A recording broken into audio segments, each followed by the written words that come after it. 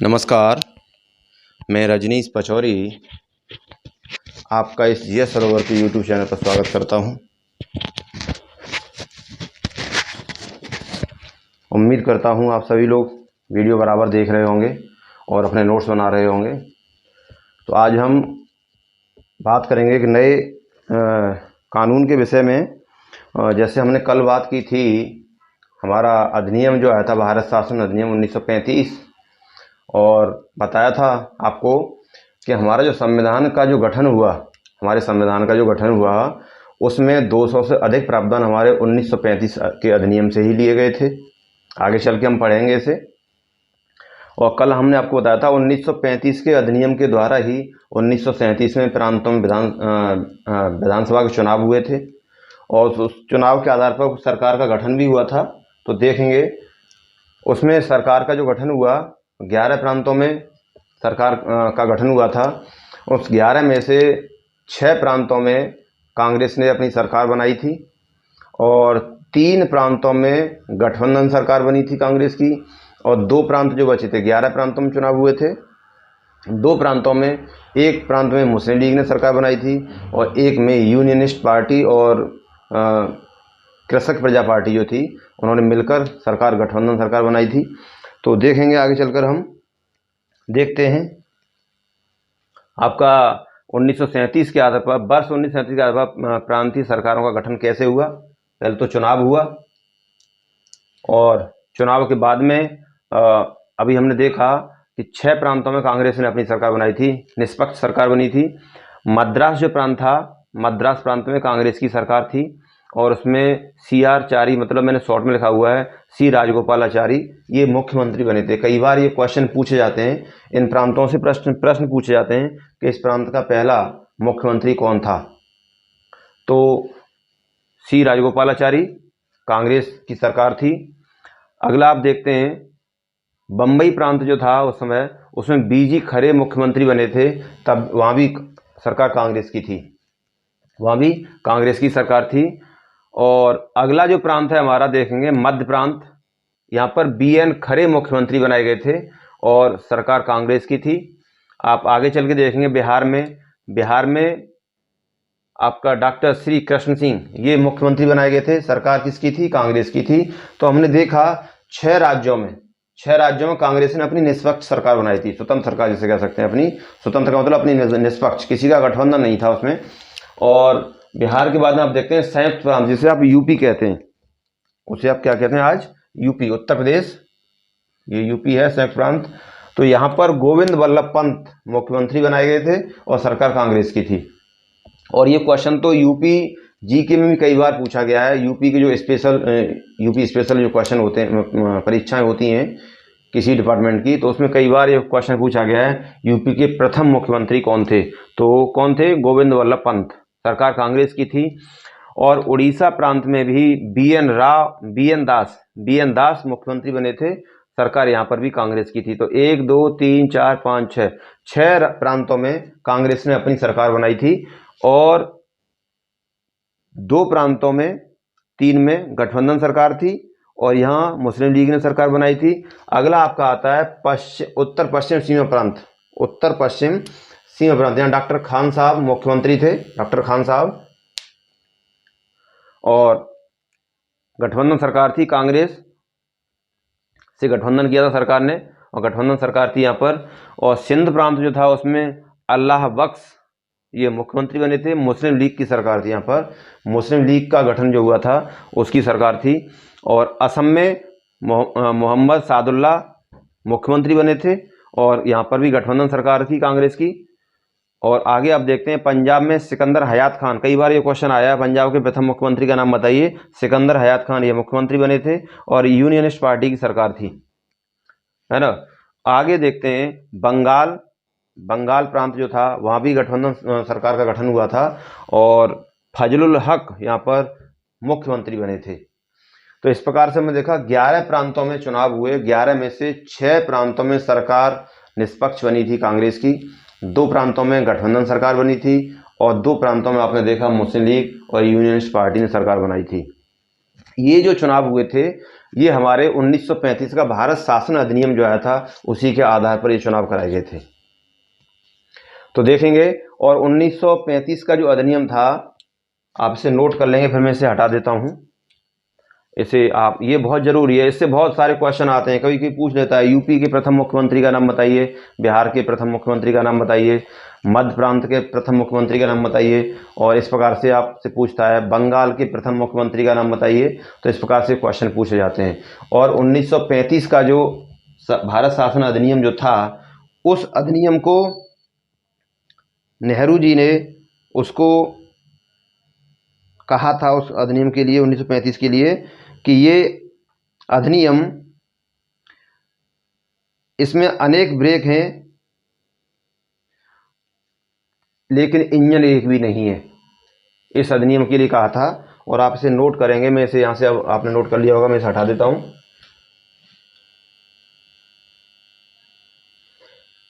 नेहरू जी ने 1935 के अधिनियम को कहा था कि ये जो अधिनियम है भारत शासन अधिनियम 1935, इसमें क्या है, इंजन नहीं है लेकिन ब्रेक बहुत हैं, यानी इंजन रहित गाड़ी है लेकिन ब्रेक बहुत हैं।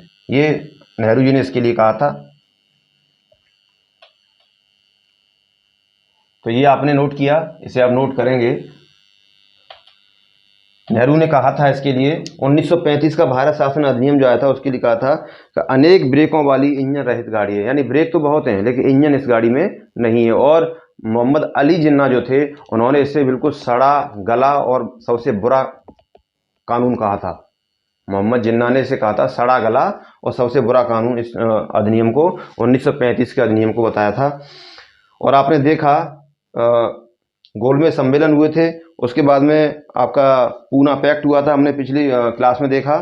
और आगे हमने देखा उसके बाद में पूना पैक्ट हुआ, और पूना पैक्ट के बाद में हमने कल बात की थी कुछ शक्तियों के विषय में। केंद्रीय शक्तियां जो थीं, जैसे संघ सूचियाँ बनाई गई थी, उसमें संघ सूची, राज सूची और समवर्ती सूची, उसके विषय के बारे में हमने बात की। संघ सूची में आपको 59 विषय बताए गए थे, और राज्य सूची थी उसमें 54 विषय थे, और समवर्ती सूची में आपको बताए गए थे 36 विषय। अब हम आगे बात करेंगे, यहाँ पर देखेंगे 1937 में प्रांतों में विधानसभा जो चुनाव हुए, उसके बाद 6 राज्यों में सरकार कांग्रेस ने बनाई।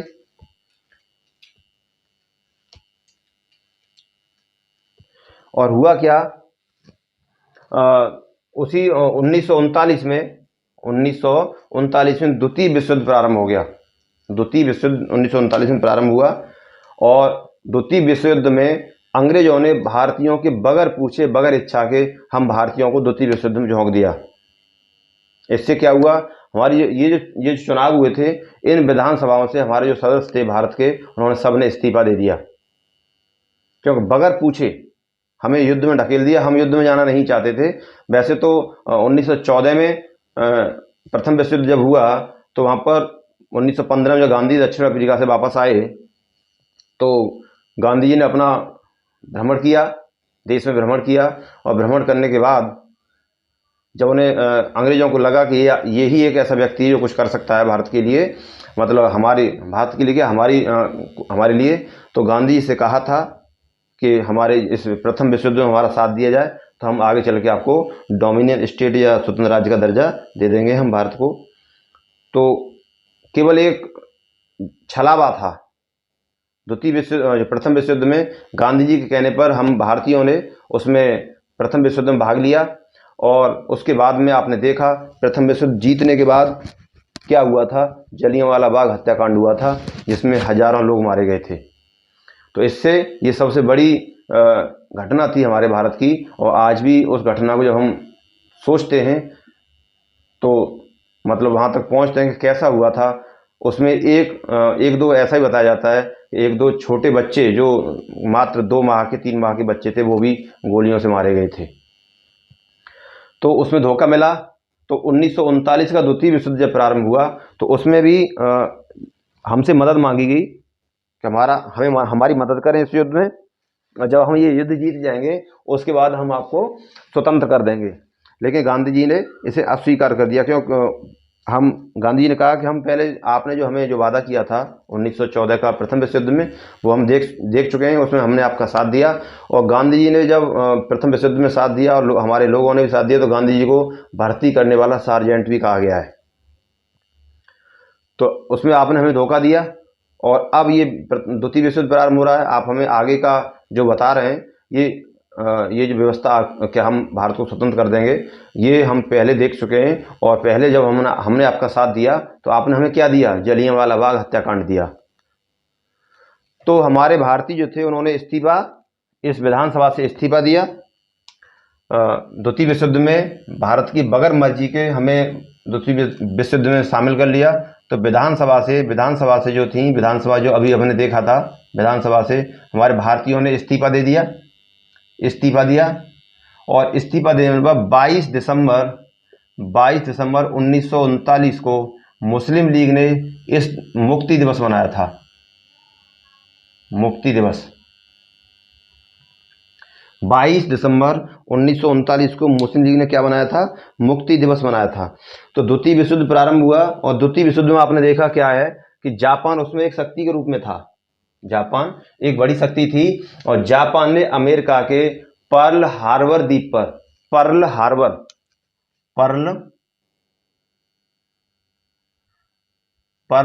द्वीप पर हमला कर दिया था। जापान ने पर्ल हार्बर, अमेरिका के, यूएसए का जो था, उसके द्वीप पर हमला कर दिया। और जब अमेरिका ने जब ये देखा कि अच्छा जापान तेरी इतनी ताकत, उस समय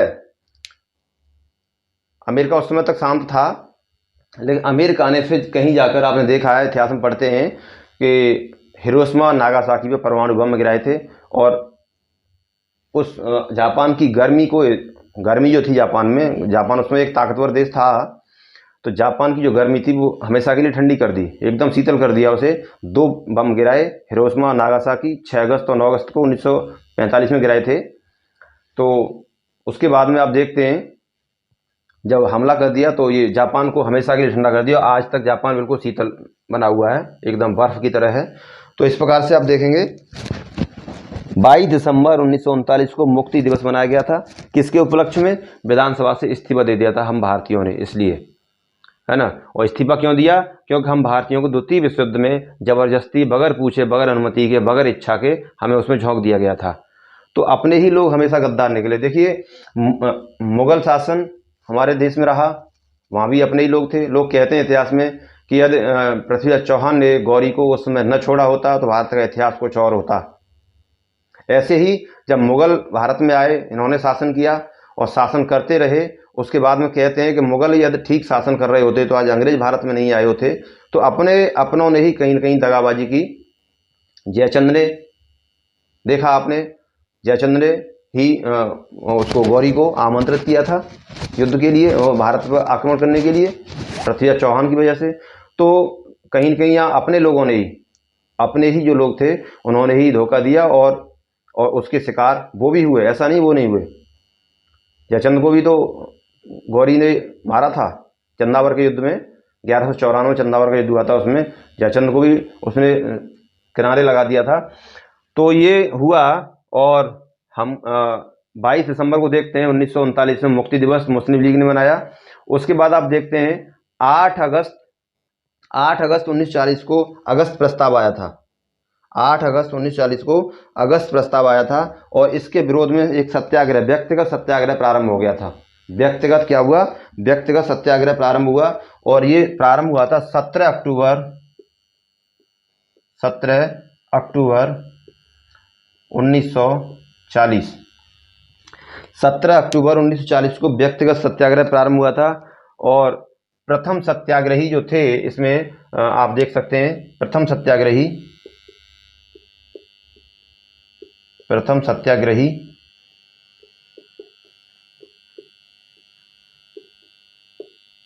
विनोबा भावे थे और द्वितीय कह सकते हैं, द्वितीय सत्याग्रही जो थे वो नेहरू जी थे, पंडित नेहरू ये थे। तो प्रथम सत्याग्रही कौन थे? विनोबा भावे। और द्वितीय सत्याग्रही कौन थे? पंडित नेहरू थे। 17 अक्टूबर 1940 को ये महाराष्ट्र के पवनार से प्रारंभ हुआ था। कहाँ से? महाराष्ट्र के पवनार से, इसे भी लिख सकते हैं आप। 17 अक्टूबर 1940 को महाराष्ट्र के पवनार आश्रम से, पवनार,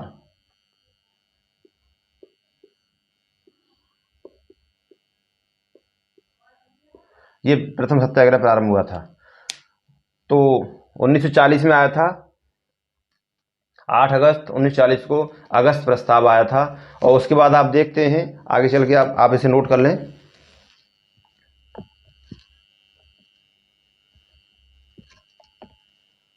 नोट कर लिया?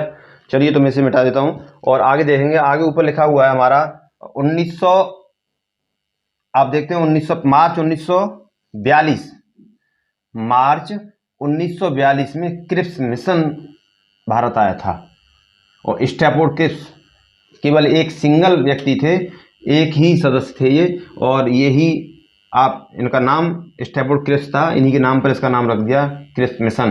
तो ये भारत आया और मार्च 1942 में ये भारत आया था। और इसने अपने क्या आधार बताए थे, वो आधार हमने यहाँ पर लिखे हुए हैं, देखते हैं क्या आधार थे इनके। क्रिप्स मिशन जो आया था उसमें एक व्यवस्था की गई थी, द्वितीय विश्व युद्ध के बाद संविधान सभा का गठन होगा। इन्होंने कहा द्वितीय विश्व युद्ध के बाद, यानी जब हम द्वितीय विश्व युद्ध जीत जाएंगे उसके बाद संविधान सभा का गठन किया जाएगा, ये इन्होंने कहा। तो केवल कुछ नहीं था, ये पहले भी हमारे साथ धोखा हो चुका था और इसमें फिर ये धोखा देने की व्यवस्था की जा रही थी। तो आप देखेंगे द्वितीय विश्व युद्ध के बाद संविधान सभा का गठन होगा, लेकिन इसे हमारे आगे चल के हम अभी बताऊंगा, ब्रिटिश आगे था, ब्रिटिश सरकार भारत के नवीन संविधान को स्वीकार करेगी। यानी संविधान के निर्माण की जो बात चल रही थी, संविधान के निर्माण की जो बात चल रही थी, तो उसमें क्रिप्स मिशन में कहा गया कि ब्रिटिश सरकार भारत के नवीन संविधान को स्वीकार करेगी। ब्रिटिश सरकार भारत के नवीन संविधान को स्वीकार करेगी, लेकिन शर्त उसमें क्या होगी? शर्त होगी ब्रिटिश प्रांतों व देशी रियासतों को पसंद नहीं आया क्या भारत का जो संविधान जो बनाया जाएगा, यदि ब्रिटिश प्रांत जहाँ पर ब्रिटिश का शासन था, ब्रिटिश के अधीन जो थे, और देशी रियासत लगभग 600 से अधिक देशी रियासत थी, राजा रजवाड़े वहाँ रहा करते थे, उनका अपना शासन था। तो यदि इनको ये संविधान पसंद नहीं आया तो वर्तमान की स्थिति लागू रहेगी। वर्तमान का मतलब अंग्रेजों की जो व्यवस्था थी, शासन, वो लागू रहेगा। और इसी को आप देखते हैं, इसी को आप ये आपका क्रिप्स मिशन जो आया था, इसे पोस्ट डेटेड चेक कहा था गांधी जी ने।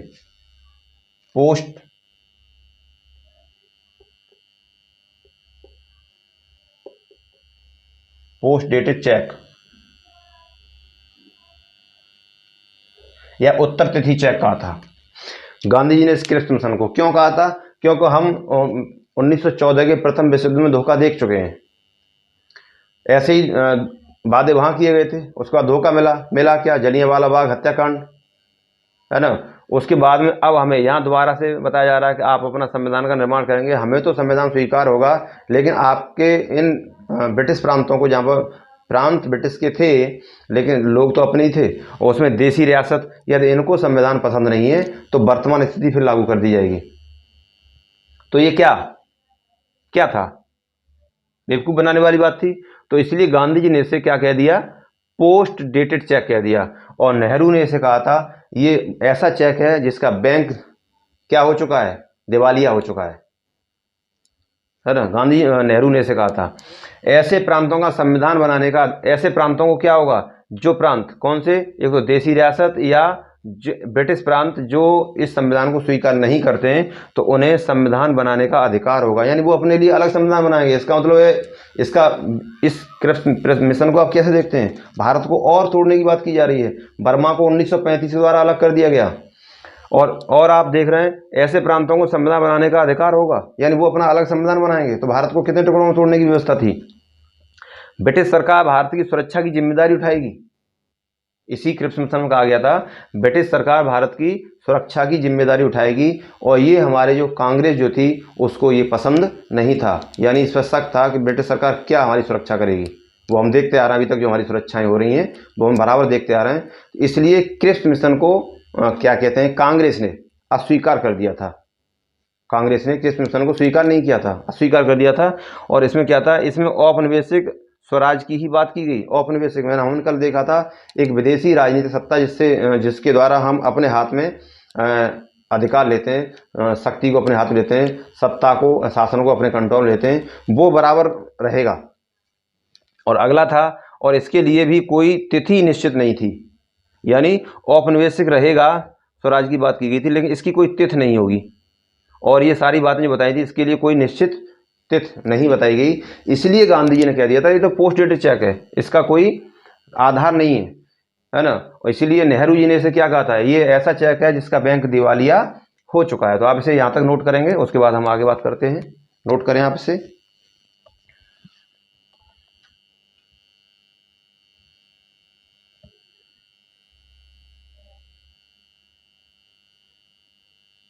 नोट करें।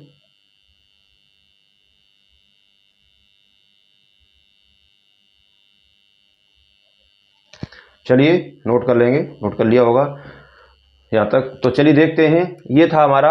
और आपने देखा भारत छोड़ो आंदोलन प्रारंभ हुआ था 1942 में ही।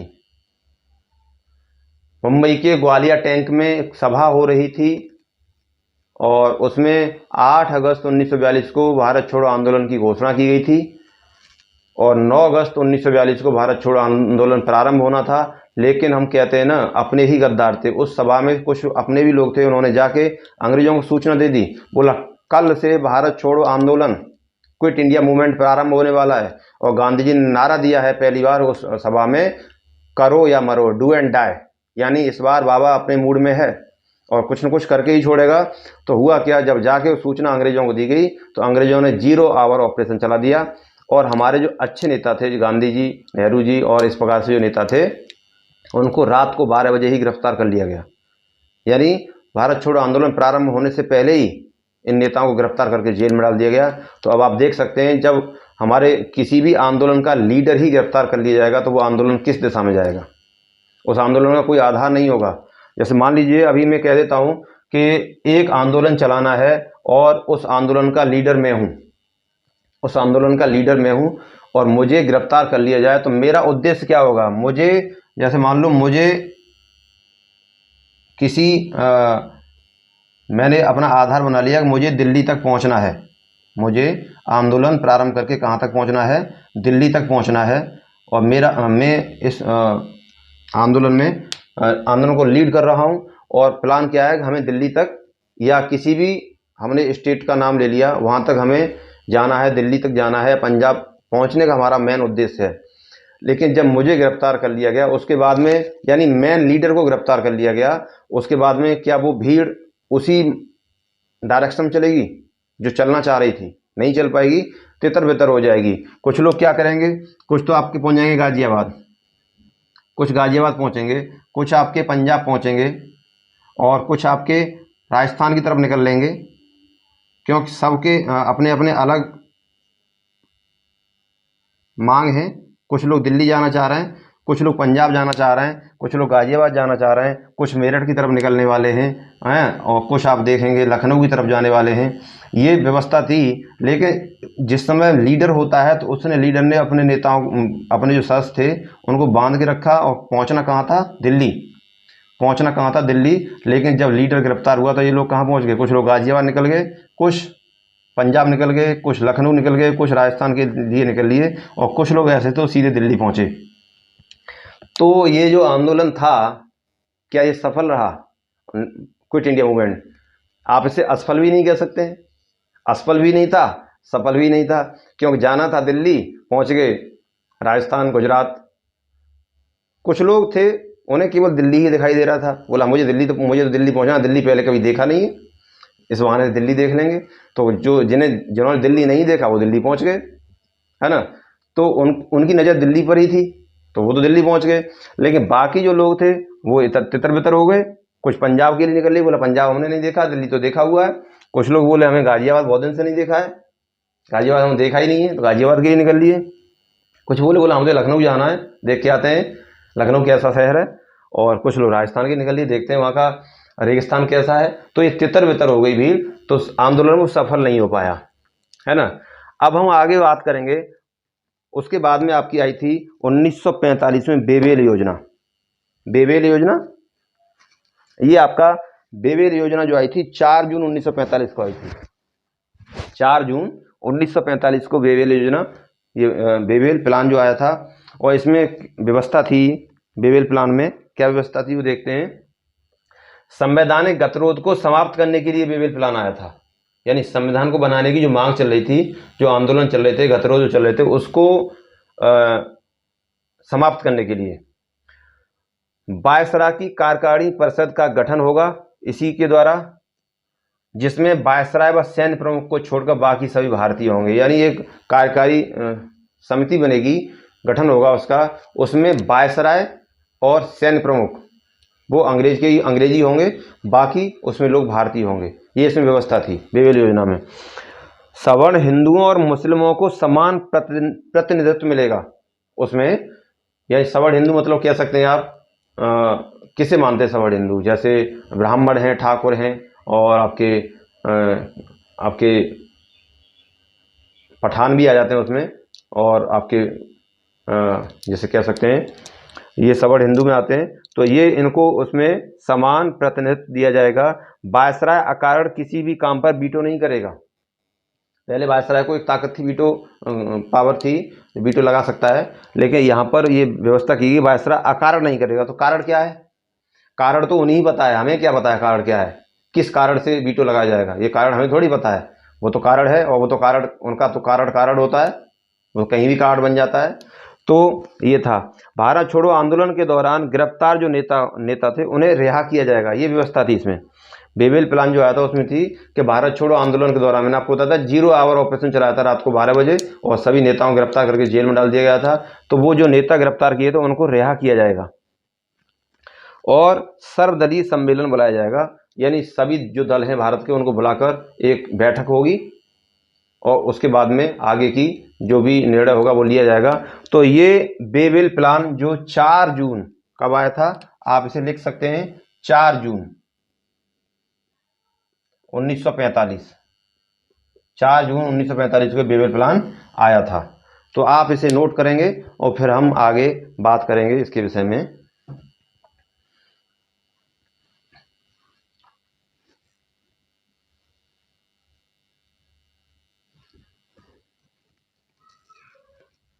नोट कर लेंगे इसे, नोट करिए, और नोट करने के बाद हम आगे बढ़ेंगे, देखेंगे फिर आगे क्या हुआ।